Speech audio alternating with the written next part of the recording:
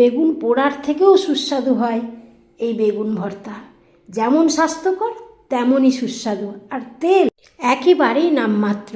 কয়েকটা বেগুন নিয়েছি, এখানে আমি 4টে বেগুন নিয়েছি। খুব সামান্য জল আর লবণ দিয়ে কম তাপে সেদ্ধ করে নেব।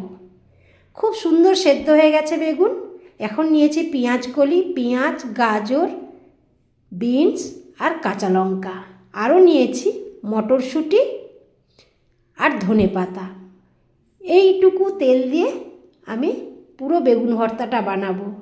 বেগুন পোড়ার স্বাদকেও ছাড়িয়ে যাবে, এত সুস্বাদু হয়। আর স্বাস্থ্যকর তো বটেই। পেঁয়াজ কাঁচা লঙ্কাটা হালকা করে একটু ভেজে নিয়ে বাকি সব সবজি দিয়ে দেবো। খুব কম তাপে ঢেকে ঢেকে সবজিগুলো যখন নরম হয়ে আসবে তখন সেদ্ধ করা বেগুন, কড়াইশুঁটি, ধনেপাতা একসাথে দিয়ে দেবো।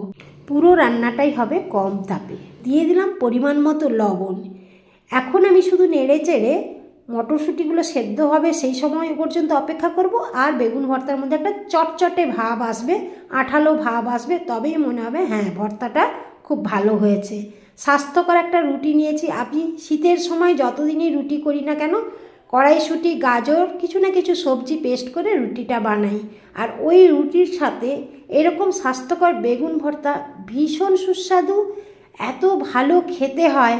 বেগুন পোড়ার ভেতরে তো কিছুটা জল রয়ে যায় বেগুনে, তার জন্য অত সুস্বাদু হয় না। এটা যেহেতু শুকিয়ে যায় ভীষণ সুস্বাদু হয়।